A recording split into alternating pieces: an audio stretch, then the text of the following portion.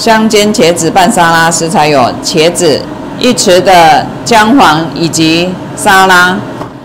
茄子切约1公分的宽度，再将茄子中间切一个十字刀纹。茄子泡在盐水中。再来要做沙拉酱，先把姜黄放进来，然后再将美乃滋挤进来，看你要你的量有多少。将美乃滋调好之后，先备用。将茄子的水分稍微吸干一点。将茄子放入油锅中，用半煎炸的方式，将茄子炸软、炸熟透之后，将茄子沥一下油，美乃滋拌在茄子的上面。